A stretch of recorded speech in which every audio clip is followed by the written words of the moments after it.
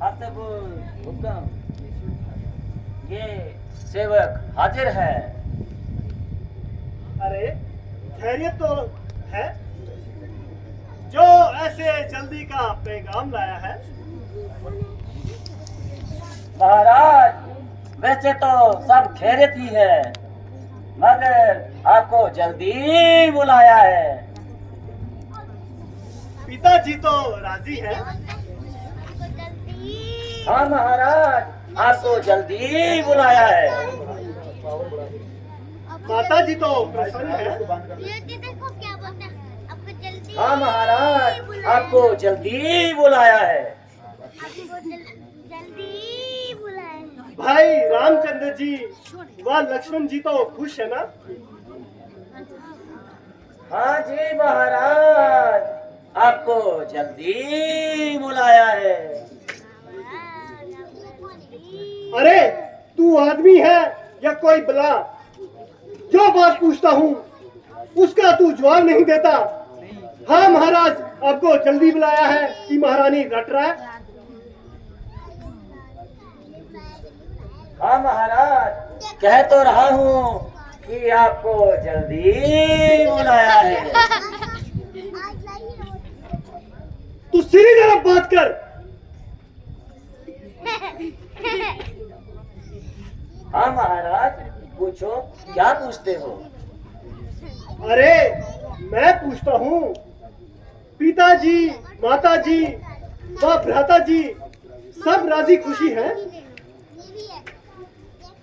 हाँ महाराज, वैसे तो खैरियत ही है, मगर आपको जल्दी बुलाया है।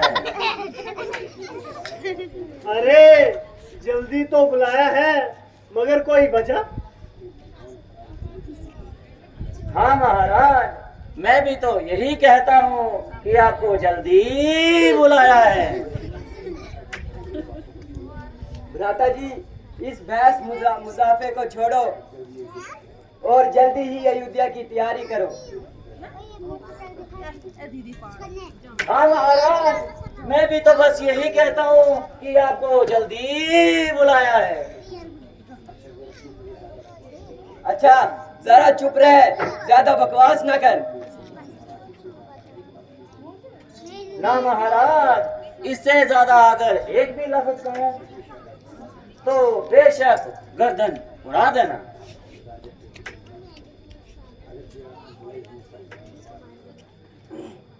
अगरचे आपकी जुदाई हमें सख्त नागवारा है, मगर क्या करें, इस वक्त ठहरना सख्त दुश्वार है। इसलिए हमारी नमस्ते लीजिए और बाखुशी हमें इजाजत दीजिए।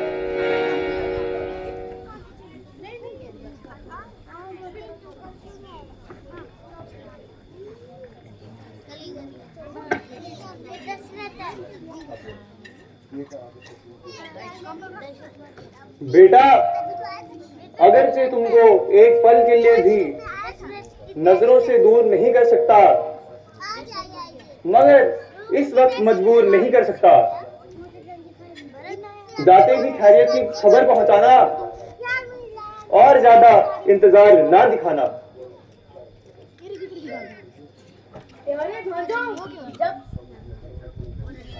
तुम्हारे स्वागत में मेरा दिल खुश था। अब जाना और जल्दी वापस आना।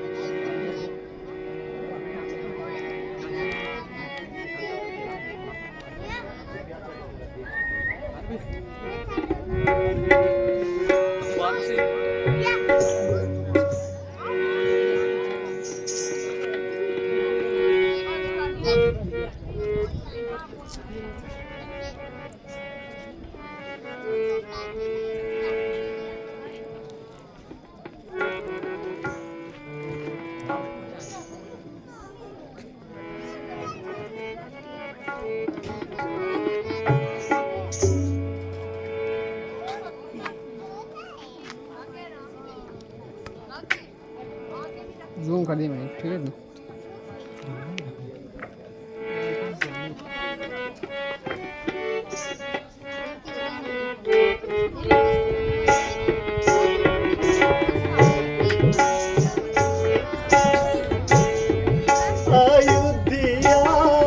पे हाय ये रंज के सार कैसे है। अयोध्या पे हाय ये रंज के सार कैसे है। पड़े चारों तरफ ये राख के बार कैसे है। अयोध्या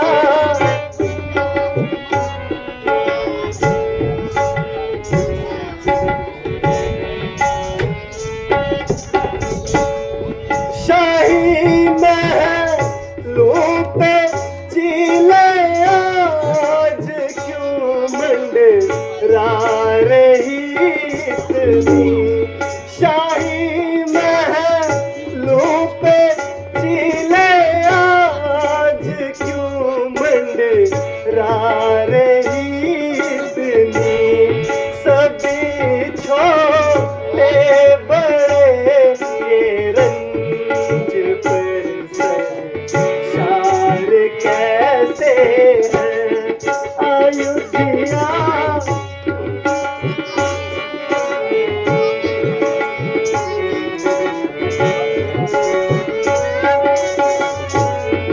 ये सूरज वंश का झंडा हुआ खंभ किसके मातम से। ये सूरज वंश का झंडा हुआ खंभ किसके मातम से।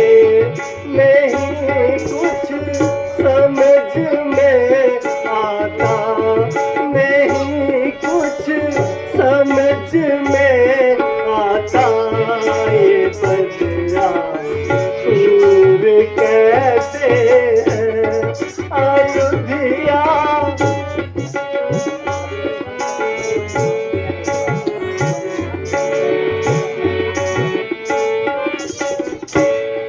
यहाँ हर तरफ मातम ही मातम है नजर आता।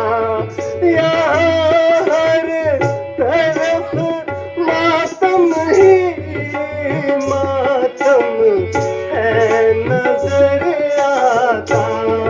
परे सुने अयोध्या के, परे सुने अयोध्या के सभी बाजार कैसे है। अयोध्या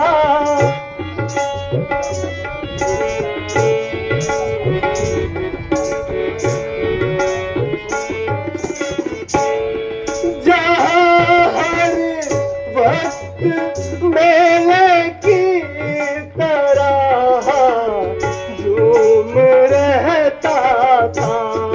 जहाँ हर वक्त मेले की तरह झूम रहता था। वहाँ पर आदमी बैठे, वहाँ पर आदमी बैठे हुए दो चार कैसे है। अयोध्या पे हाय ये रंज के सार कैसे है।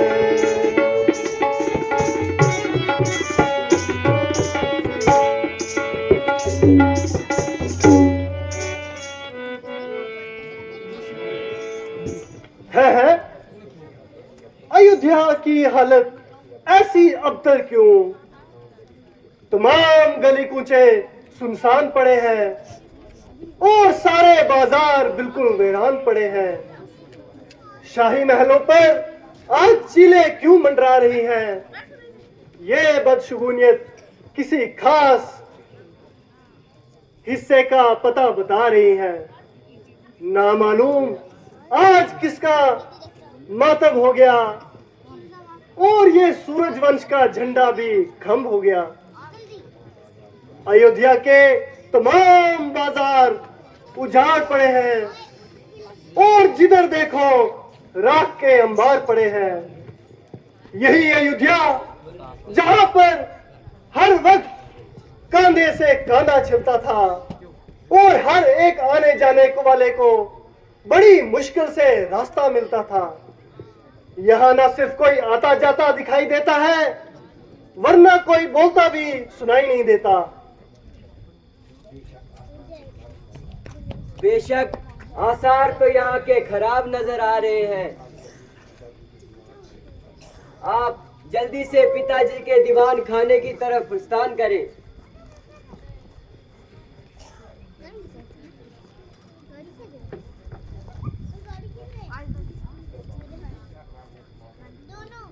ये क्या कारण है जो तमाम नगरी की ऐसी हालत पड़ी हुई है? महाराज, अफसोस।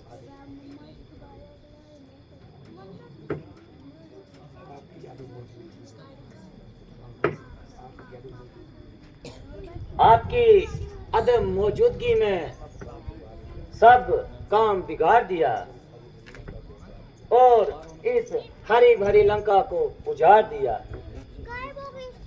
वो कौन सी मनहूस घड़ी थी जब आप ननहाल को तशरीफ ले गए थे। गोया इनकी जड़ों में बारूद का फलीता दे गए थे।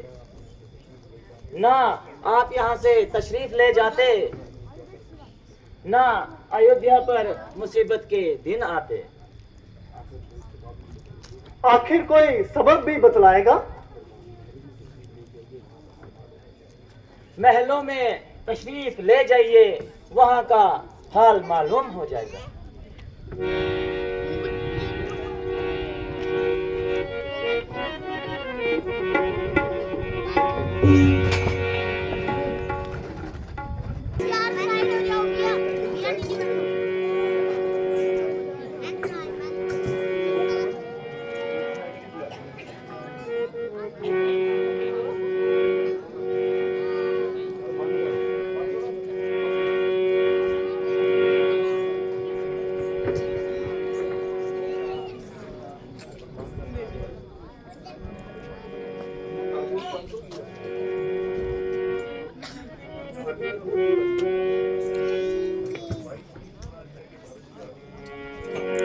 भाई जी, सुना है कि भरत जी आ गए। हैं आ गए तो अब तक कहाँ हैं? जाओ जरा जल्दी उन्हें मेरे पास लेके आओ।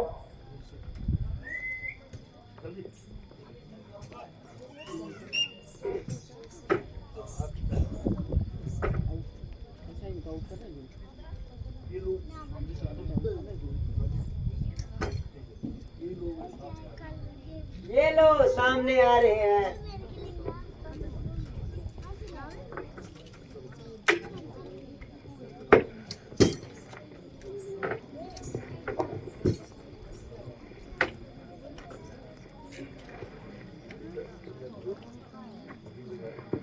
बेटा, तुमने बहुत दिल लगाए।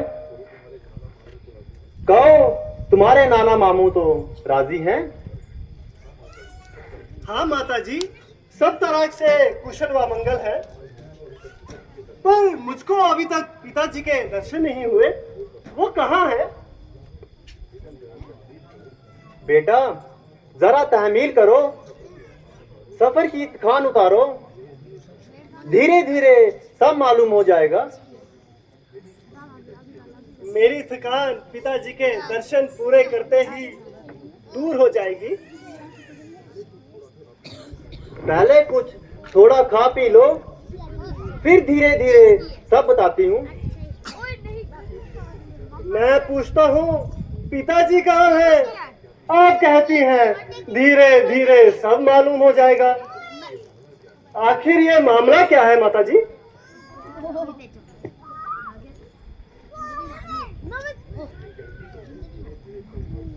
मैं कहती तो हूँ कि धीरे धीरे सब हाल बता दूंगी। ताजुब है, जो बात कहता हूँ वही उल्टी, जो सवाल करता हूँ उसका टेढ़ा जवाब। आखिर ये धीरे धीरे ना मालूम किस बला का नाम है। ओहो बेटा, तुम बड़े जल्दबाज हो गए। ना मालूम ननिहाल में जाकर तुम्हारी तबीयत पर इतनी तेजी क्यों आ गई? मैं कह तो रही हूँ कि धीरे धीरे सब बता दूंगी। या परमेश्वर, ये धीरे धीरे किस युग का नाम है, या किसी सदी का हिस्सा, या कुछ सालों की तादाद का नाम है? आखिर इस धीरे धीरे का कभी खात्मा भी होगा? बेटा तसल्ली रख, घबराओ नहीं, मैं धीरे धीरे सब बताती हूँ। क्या खाक बताओगी? आग लगे तुम्हारे इस धीरे धीरे को। ना मालूम तुम सबने क्या रची है। एलसी गया तो उसने तुम्हें जल्दी बुलाया है, इसके अलावा कोई दूसरा लफ्ज मुंह से नहीं निकाला। आपसे पूछता हूँ तो आपने धीरे धीरे की महारानी रटी है। मुझे जल्दी बताए पिताजी कहाँ हैं?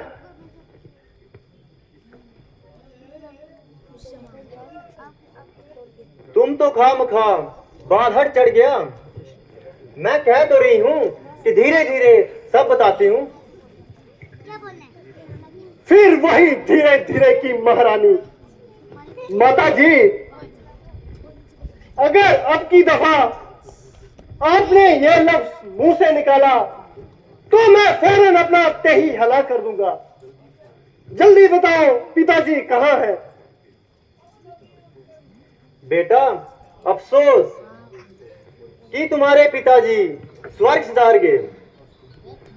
अब तुमको उनके अंतिम दर्शन नहीं होंगे। है पिताजी स्वर्ग सिधार गए। अफसोस मैं आखिरी वक्त उनकी सेवा ना कर सका। भाई रामचंद्र जी व लक्ष्मण जी बहुत खुशकिस्मत है जिनके हाथों पिताजी ने प्राण त्यागे। माताजी, ये तो बताए कि आखिर रोग क्या था? रोग तो कुछ नहीं था, बस हाय राम हाय लक्ष्मण कहते हुए प्राण त्याग दिए। है? ये क्या कहा? क्या भाई रामचंद्र व लक्ष्मण यहाँ मौजूद नहीं थे? हाँ बेटा, वो तो पहले ही वन को चला गए थे। इनकी ही जुदाई में महाराज ने प्राण त्याग दिए। और तो तुम्हें तो बिल्कुल याद तक ना किया।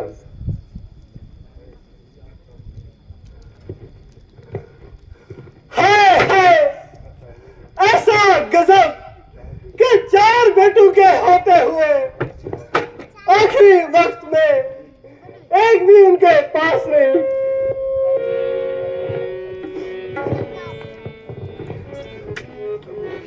माताजी, रामचंद्र जी ने ऐसा कौन सा कसूर किया था कि उनको वन जाना पड़ा?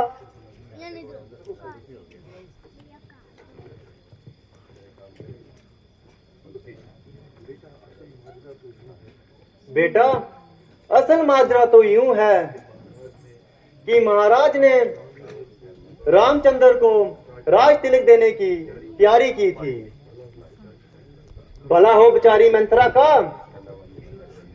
इसने मुझे कुल ताल से आगाह कर दिया और मैंने उसी वक्त महाराज से अपने 2 वचन पूरा करने का इकरार ले लिया। चिनाचन इस मौके को गिनमित जानकर अपने वो दोनों वचन पूरे करने के लिए मजबूर किया, यानी रामचंद्र को 14 साल का वनवास और तुम्हारे लिए राज तिलक। अगरचे उन्होंने मुझको टालने के लिए बहुत हाथ पांव मारे, मगर मैं बस उतर अपनी जिद पर अड़ी रही। आखिर मजबूर होकर उन्हें रामचंद्र को वन भेजना पड़ा। लक्ष्मण और सीता भी साथ चला गए। भला बेटा तू खुद ही ख्याल कर, मैं ये किस तरह गुहारा करती थी कि रामचंद्र राज करे और मेरा बेटा इस तरह मारा मारा फिरे। सो बेटा मैंने अपना फर्ज पूरा कर दिया, अब तुम जानो और तुम्हारा काम जाने।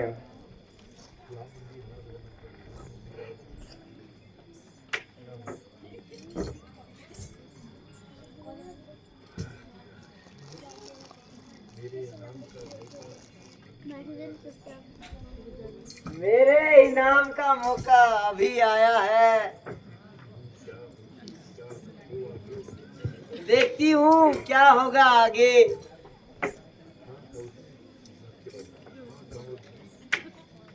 हाँ कंवर जी, रानी सच कहती है, अब खुशी से रात संभालो और अपने दिल के अरमान निकालो। और नमक हराम बदजात, मुझे मालूम है ये सब तेरा ही किया कराया है। खैर तेरी तो खबर लेता हूँ और तुझे इस खैर खवाई का मजा देता हूँ।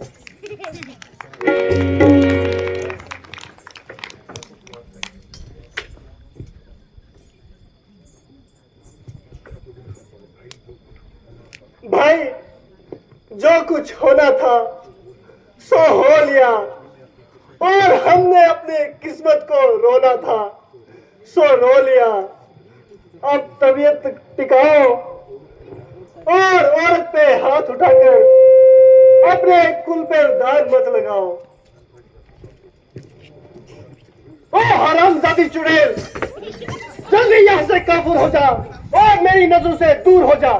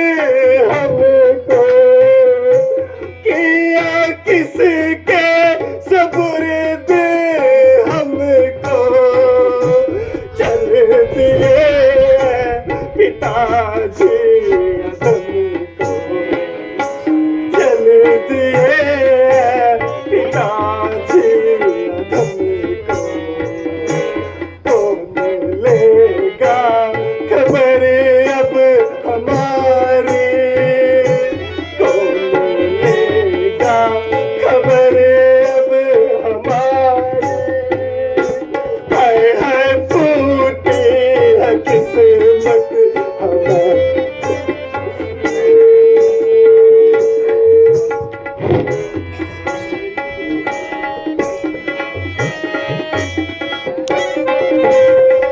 राम मेरी न बिल्कुल सलाली राम मेरी न बिल्कुल सलाली हाय तूने बिवन की रानी हाय तूने बिवन की रानी आज किस्मत की मारी आज किस्मत की मारी हाय हाय फूटी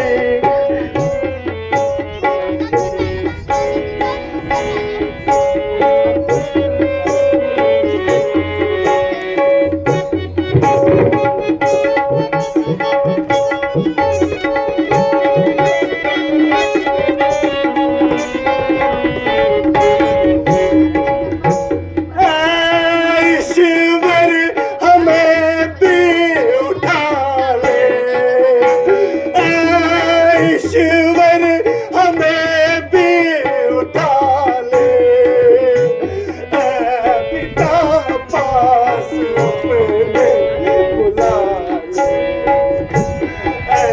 पिता पास अपने बुला ले हो गई है हमें मौत प्यारी हो गई है हमें मौत प्यारी है फूटी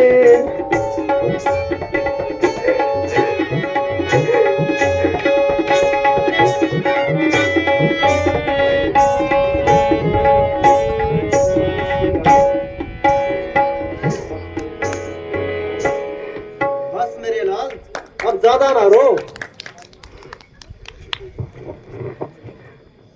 बस मेरे सामने से दूर हो जा बेटा क्या अब तुझे मेरे से भी मोह ना रहा खबरदार जो मुझे बेटा कहा क्या मेरा बेटा बनने से भी इनकार है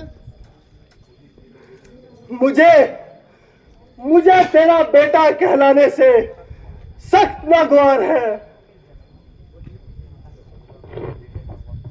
मेरी नेकी का बदला लेने का वक्त आया अब यूं भागेगा बदला बदला तो तुझे तब मिलेगा जब भरत भी तेरी आंखों से दूर हो जाएगा ये कैसा बेहुदा ख्याल है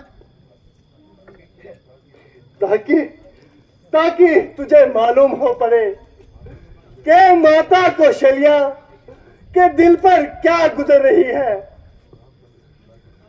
और रामचंद्र जी की जुदाई का किस कदर मलाल है बेटा जरा मेरी तरफ देख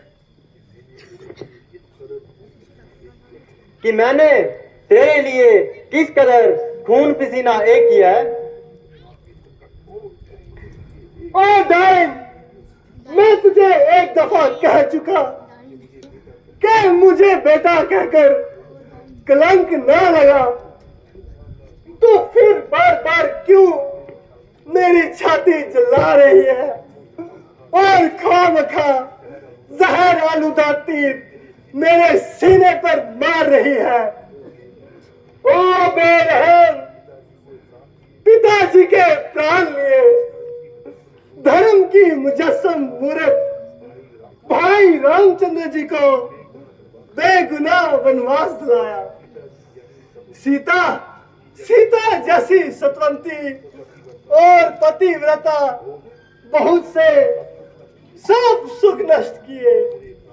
मेरे प्राणों से प्यारे लक्ष्मण से जंगलों की खाक छनवाई।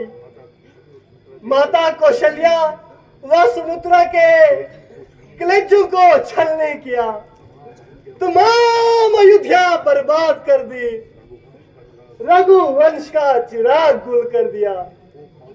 ओ पापन, इस कदर पाप करके भी तू मेरी माता बनकर मुझे भी अपने उन पापों में शरीक करना चाहती है।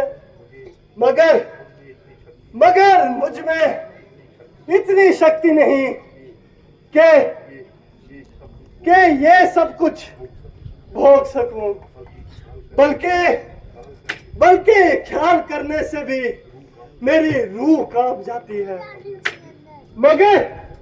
मगर तुझे लेश मात्र भी ख्याल नहीं, बल्कि रंग पर रंग मिलाई जाती है।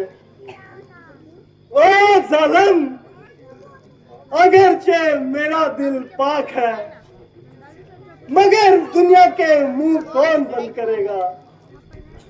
जिसके सामने जाऊंगा वो यही ताने देगा कि आ गया केकई का बेटा भरत। दुनिया में जब भी कोई पाप करेगा तो लोग यही कहेंगे कि इसने तो केकई के बेटे भरत को भी मात दे दी। ऋषि मुनि अलग धकारेंगे, जो मिलेगा वही मेरे मुंह पे थूकेगा। बात बात पर लोग यही कहेंगे कि आखिर तू केकई का बेटा भरत है।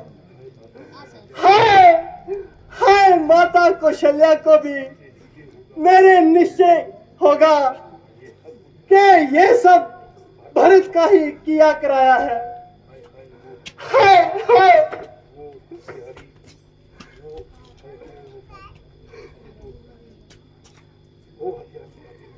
ओ हत्यारी, इससे तो बेहतर यही था कि पैदा होते ही मेरा गला घोट देती और मुझे मार देती, ताकि ये आज का दिन देखना ना पड़ता। हाय क्या करूं? मुझको तो भाई रामचंद्र जी की नाराजगी का ख्याल है, वरना तेरी जैसी माता के साथ जो कुछ हो गुजरता वो थोड़ा था।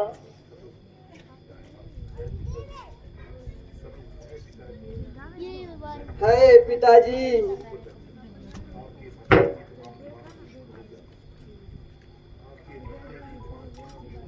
आपके मरते ही तमाम जमाना दुश्मन हो गया।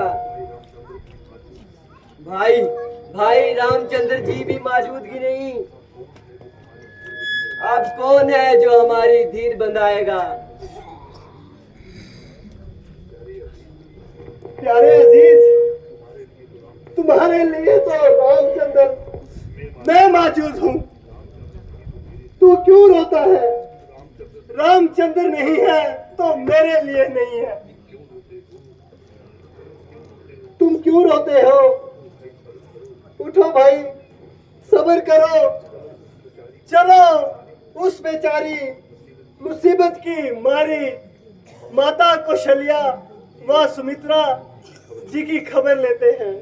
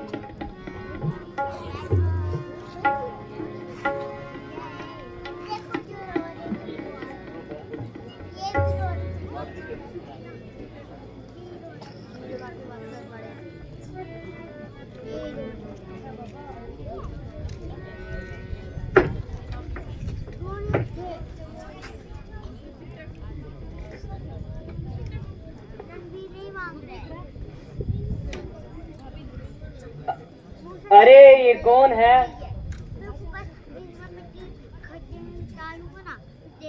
प्यारी बहन उठो, पहचान लो। ठीक है, ठीक है, ठीक है। हाय, किस तरह उठूं, उठा भी ना जाए।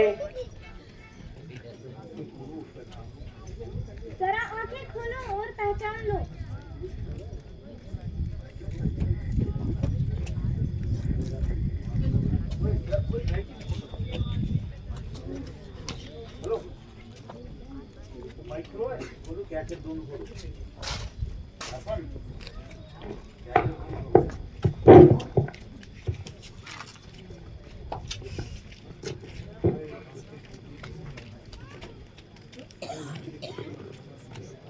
हाय, आंखें होती तो रोना ही क्या था। अब आंखें किसकी लाऊं? ऐ भाई तू ही बता दे कौन है। माता जी, आपका महानीच पापी और अधर्मी बेटा भरत ये तस्वीर की है। ये ले। क्या हुआ है भरत? हाँ माता जी, वो आपका प्यारा भरत। मेरे पास फटती है। अच्छा मेरे लाल, चिरंजीव रहो। कहो बेटा कब आए? बेटा चुप क्यों हो? कुछ मुंह से तो बोलो। क्या मुझसे नाराज हो?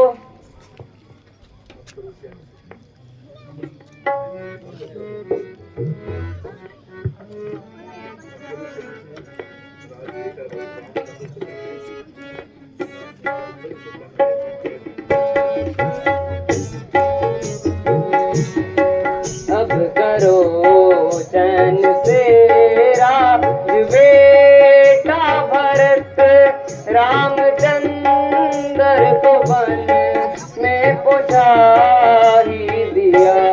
तेरी मन की मुरादें तो पूरी हुई, तेरी माता ने ये गुल खिला ही दिया।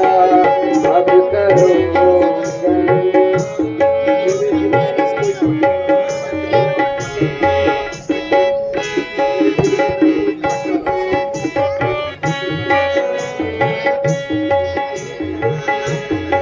तेरे दिल में नाक कोई खटकारा, रामचंद्र का कांटा ना अटकारा। अब तू खामोश हो के टिकता रहा, मेरे सीने में खंजर चला ही दिया। अब करो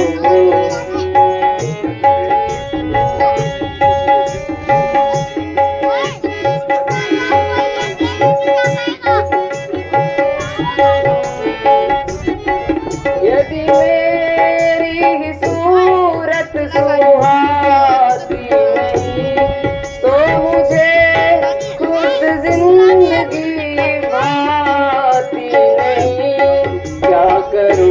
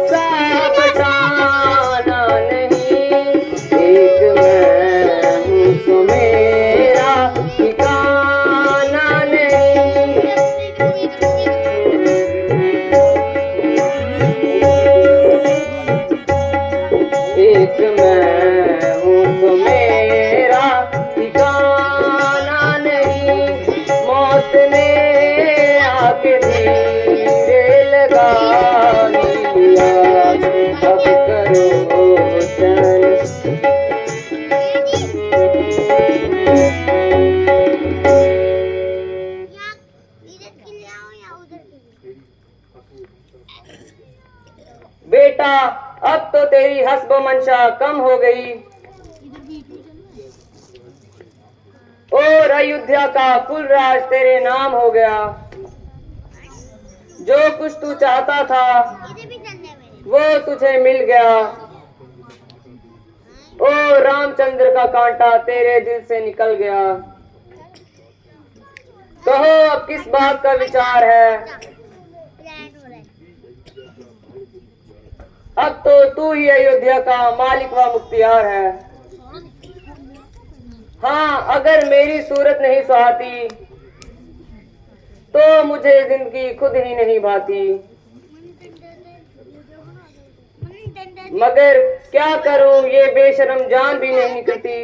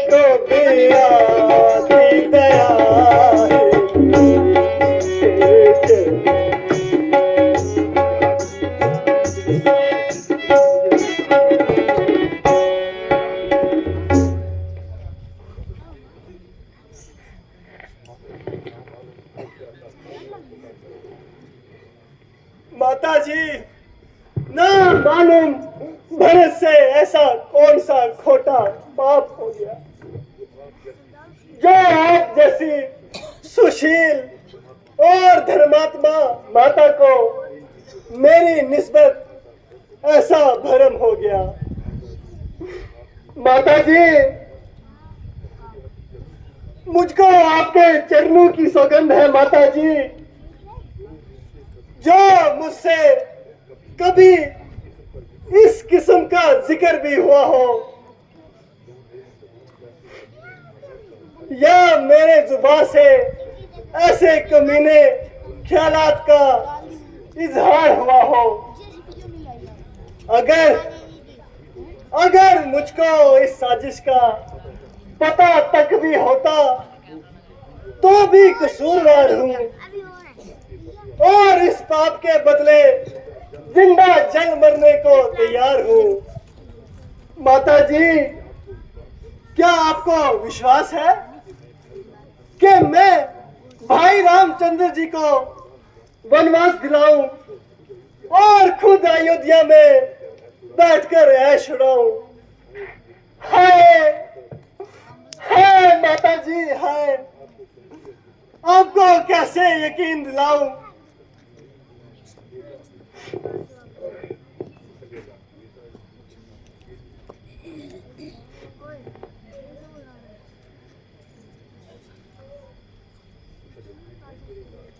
है मेरे लाल, तुझे क्या हो गया? बेटा, मैंने नाहक तेरे नन्हे से दिल को दुखाया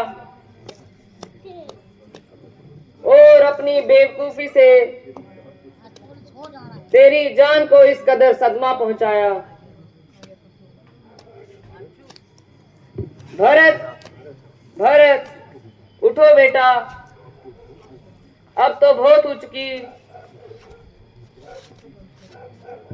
सुमित्रा, किसी को भेजना, जल्दी वेद को बुलाकर लाए। नहीं नहीं, तुम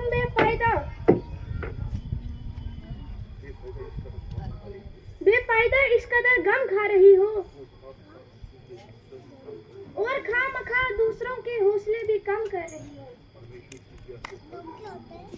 परमेश्वर की दया से भरत बिल्कुल तंदुरुस्त है, सिर्फ बेहोशी की वजह से नफ्स की हरकत जरा सुस्त है।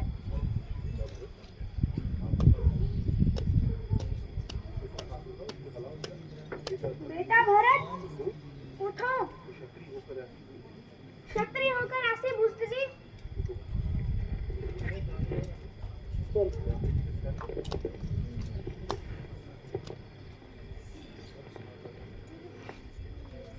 बस माता जी, माफ फरमाइए, मुझे ना जिंदगी की चाह है और ना मौत की परवाह, जबकि मेरी माता के नजदीक मेरा जीवन नाकाबिले मंजूर है, तो ऐसी बेशर्मी की जिंदगी पर धिक्कार है। बेटा, मैंने अपनी बेवकूफी का फल पा लिया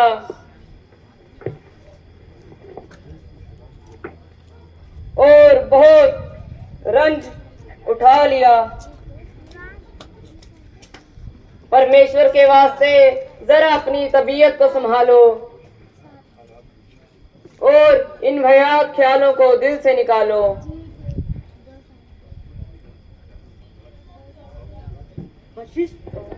बेटा,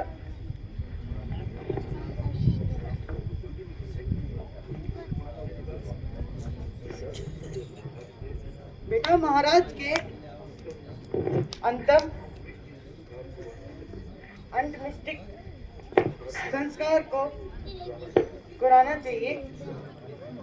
जिस मांस की जरूरत है जल्दी तैयार कराना चाहिए।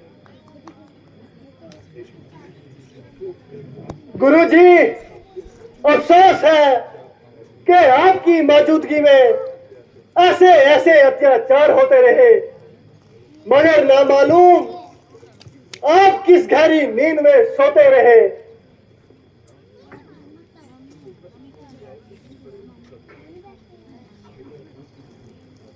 बेटा, जो तुम कुछ कहते हो सब सच है। मेरे सब बातें खाक में मिल गई और वही बात बुरी हुई जो कके की जुबान से निकल गई।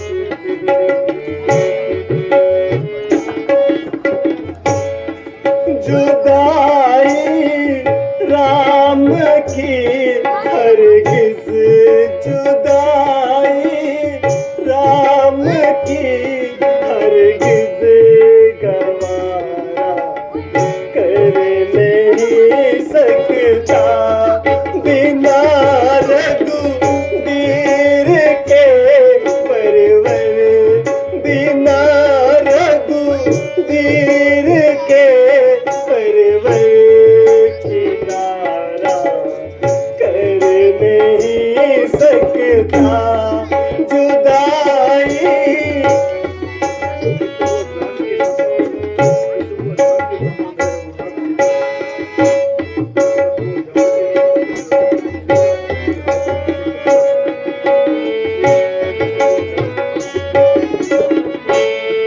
जिस्म और जान का संबंध है रघुबीर से मेरा, जिस्म और जान का संबंध है रघुबीर से मेरा।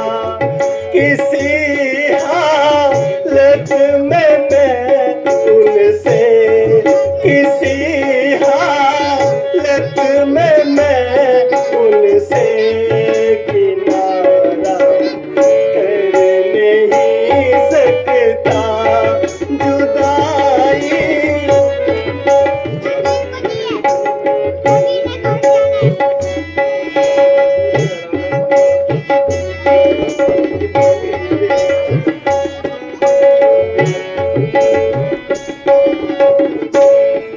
करूं मैं ऐश महलों में भटकते वो फिरे बन में।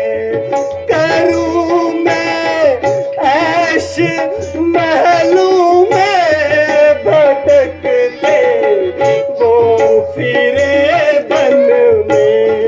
कभी मंजूर ये हृदय, कभी मंजूर ये हृदय हमारा कर नहीं सकता जुदाई।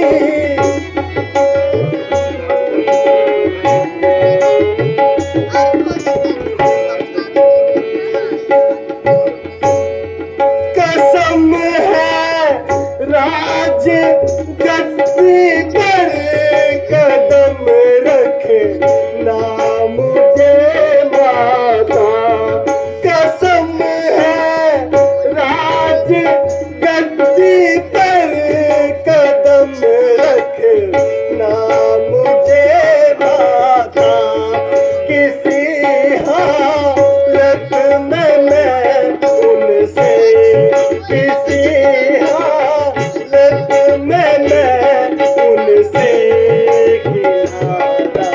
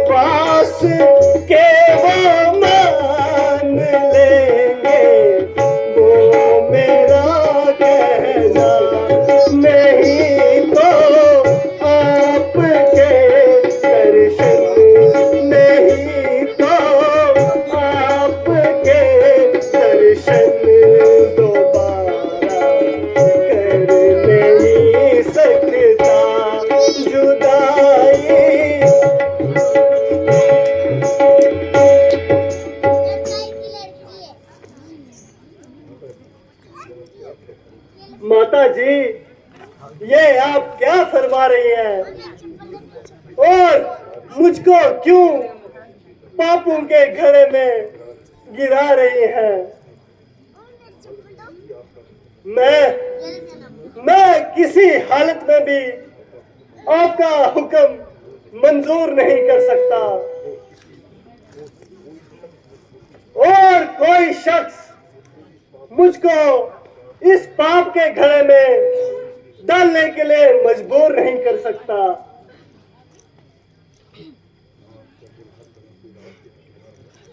रामचंद्र जी हर तरह से राज के हकदार हैं, इसलिए उनकी मौजूदगी में राज गद्दी पर कदम रखना मुझे क्या अधिकार है। इसी वक्त जंगल में जाऊंगा,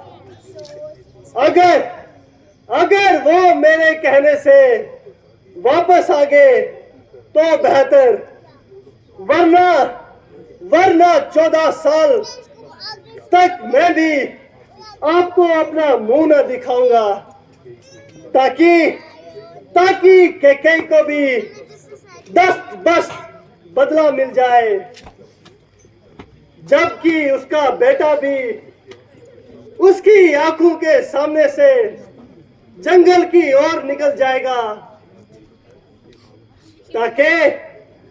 ताकि उसे मालूम हो जाए कि किसी माता को अपने पुत्र की जुदाई का किस कदर मलाल रहता है और उसका इस वक्त क्या मलाल रहता है।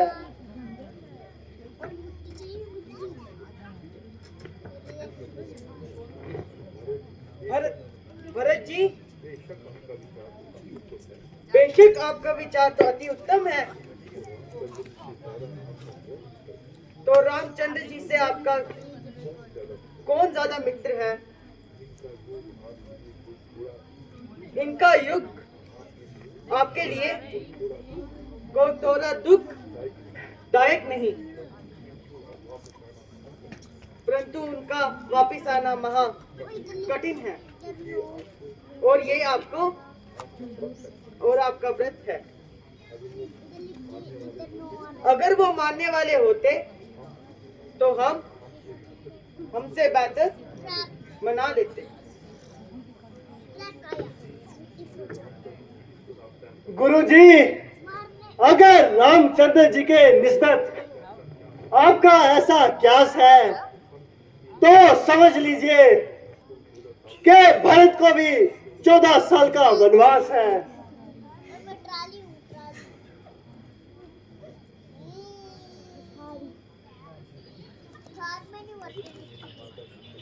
अगरचे मैंने माता कौशल्या का दूध नहीं पिया, मगर कम से कम जन्म तो इसी महल में लिया।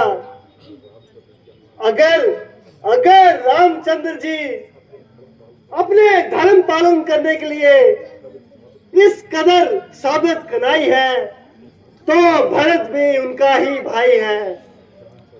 जान पर खेल जाना मेरे लिए आसान काम है, मगर राजगद्दी पर कदम रखना कतई हराम है।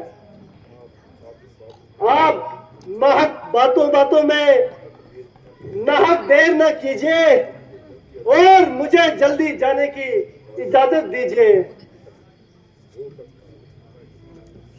बहुत अच्छा, अगर तुम्हारा यही इरादा है तो हम भी साथ जाएंगे और एक दफा उनका मुखड़ा फिर देख आएंगे। चलिए माता जी। बोल श्यामपति रामचंद्र की, बोल लक्ष्मण जी की, बोल पवन सुत हनुमान की। तो सामीन, आपने ये जो 2 सीन देखे, इसमें कितनी दर्द छुपा हुआ था वो आपने देखा। और हमारे चीफ एक्टर मिस्टर रजत गुप्ता जी ने इस रोल को किस तरीके से निभाया ये आप बखूबी जानते हैं। मैं यहां पर परामर्श कर रहा था, मैं भाविक हो गया, क्योंकि ऐसा ही पाठ इनके दादाजी भी किया करते थे, श्री ज्ञानचंद जी, जो भरत का पाठ करने में बहुत मशहूर थे अपने जमाने में। उसके बाद इसके पिताजी, हमारे साथी, हमारे कुलीग, मेरे रामनाशी मिस्टर रमेश जी, और उसके बाद इस लड़के ने जो पाठ किया है, ये सराहने काबिल है। ऐसे चीफ एक्टर पहले हमारी इस क्लब में अक्सर हुआ करते थे। हमारे जो पुराने चीफ एक्टर